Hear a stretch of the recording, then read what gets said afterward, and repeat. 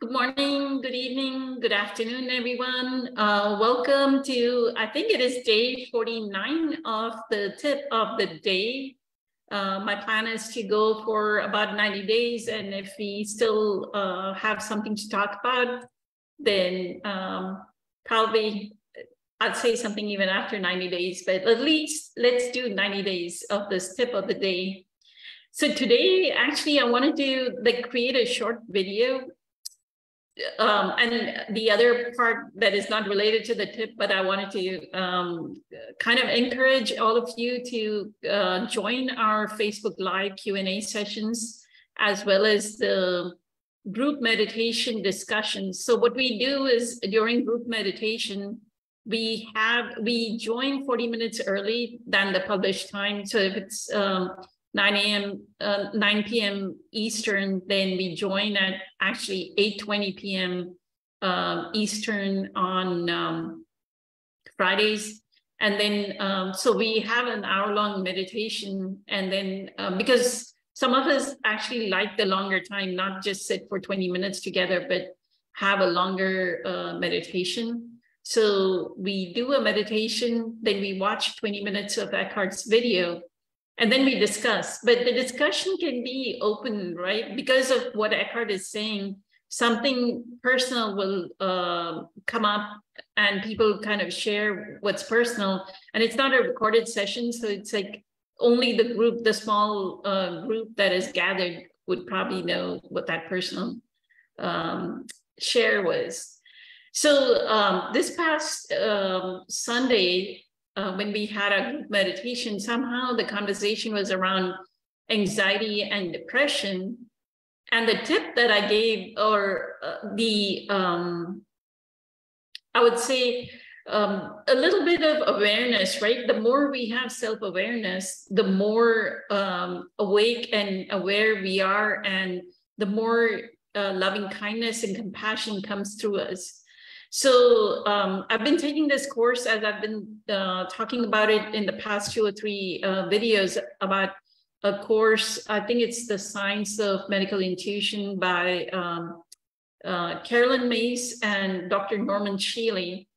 And so when we were talking about depression and anxiety, what I shared with the group at that time on Sunday was that Dr. Norman Shealy says, I don't remember what the conversation was about, but he says that addiction, depression, and I don't know what else, but addiction and depression occurs because, one, it may be that the child that is being born is unwanted, that like the mother did not want to have that child. And when you have those pregnancies that are unwanted pregnancies, and the mother, when she gives birth to the child, there is no oxytocin that is moved from the mother to the child. So the child may be born without oxytocin, and that's what leads to the addiction and depression. I'm paraphrasing here. So, and then the second thing he said is, if the mother has been induced with Pitocin, which is another oxytocin generating compound that OBGYNs use in cases where they need to induce labor, right?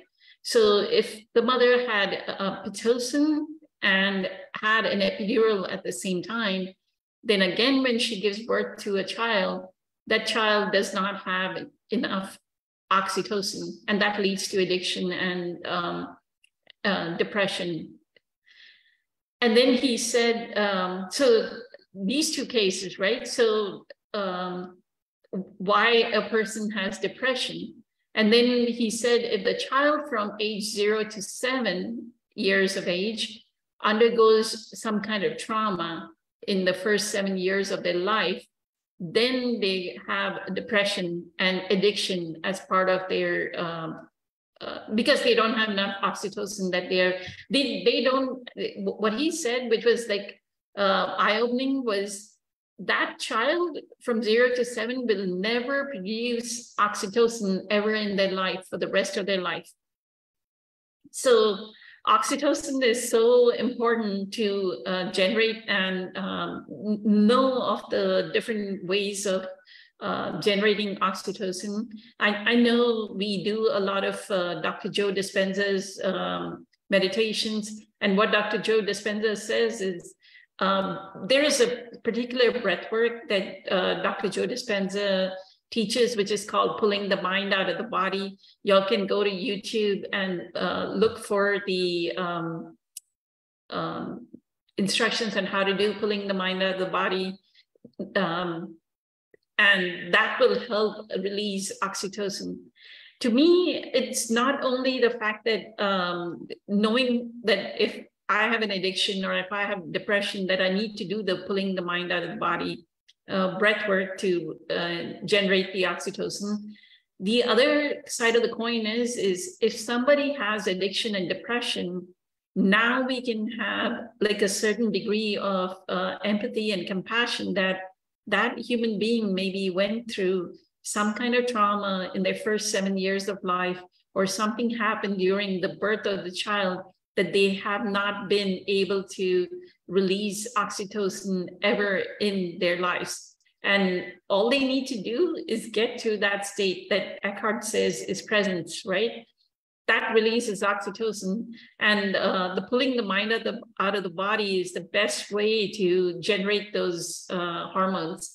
I will try and find out what are the other ways of generating oxytocin, but this was one method that I do know that helps immensely with generating oxytocin. So do your meditation, stay with your presence practice, keep doing your meditation, and keep generating those hormones, because that is what we are lacking. And that is what is causing the depression or the addiction.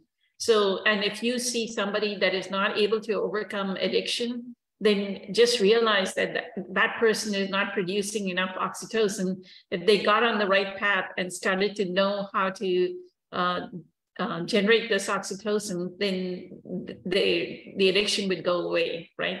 And on the other side, we also have medical medium protocol where addiction, he says most of it is due to heavy metals in the body. So cleansing heavy metals. So you can do a matter to matter physical thing, but what Dr. Joe says, right?